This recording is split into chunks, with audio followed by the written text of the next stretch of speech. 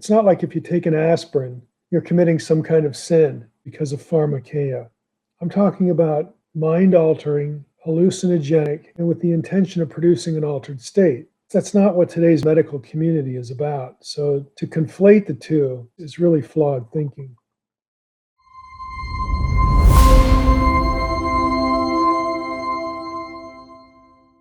Were drugs tied to spiritual warfare in biblical times? That's an interesting Well, I question. don't know that we could use spiritual warfare. If you're defining spiritual warfare as the production of altered states to be in contact with spirit beings, the answer is yes. If you're talking about the use of drugs to combat evil spirits, then I don't know that the answer would be yes at all. I can't think of an example where biblically drugs are used to combat spiritual forces.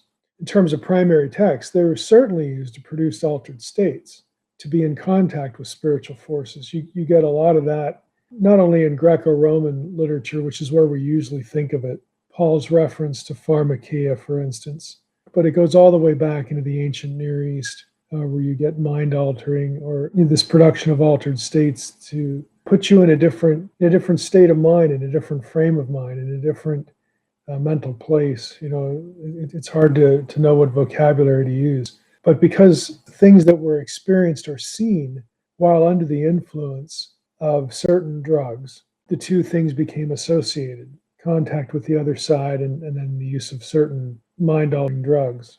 And the mind-altering part is important. It's not like if you take an aspirin, you're committing some kind of sin, that we shouldn't take medications because of pharmakeia.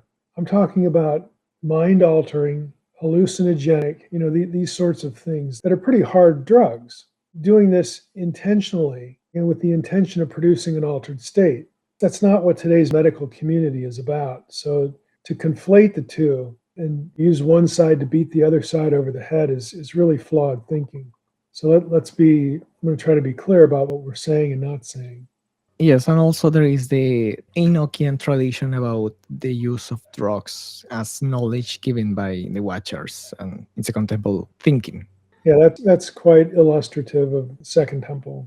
It's much older than that as well. I don't know if there is some commandment against use of hallucinogen in the Torah. In the list in Deuteronomy 18 of prohibited practices, you get things like potions or certain plants referenced.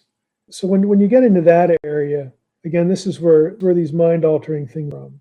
And so your shamans or your medical practitioners of certain cultures, pagan cultures maybe, might be known for producing these charms or these sorceries or these herbal solutions. We should just look up Deuteronomy 18 here, just to give you an idea here of what we're talking about. Here in India, we have things like interpreting omens. It's very broad language. Sorcerer, charmer. These terms elsewhere, if you really dig down into the Hebrew meaning of these terms and the ancient Near Eastern cognate terms for these Hebrew terms, you do get into the areas of plants and herbs for drug use, to produce altered states or to produce experiences that have something to do with contacting the other side.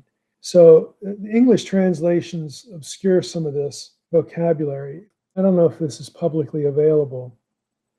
The book I'm thinking of is Ann Jeffers has a really good book on divination, Magic and Divination in Ancient Palestine and Syria. This is the book I'm thinking of. It's one of these scholarly books that you got to take out a loan to get, published by Brill.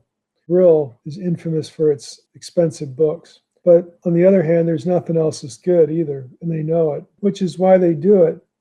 But it's just up to you. But at some point, you've got to invest in resources if you want to get into this material. You're not going to just find it out there floating on the internet.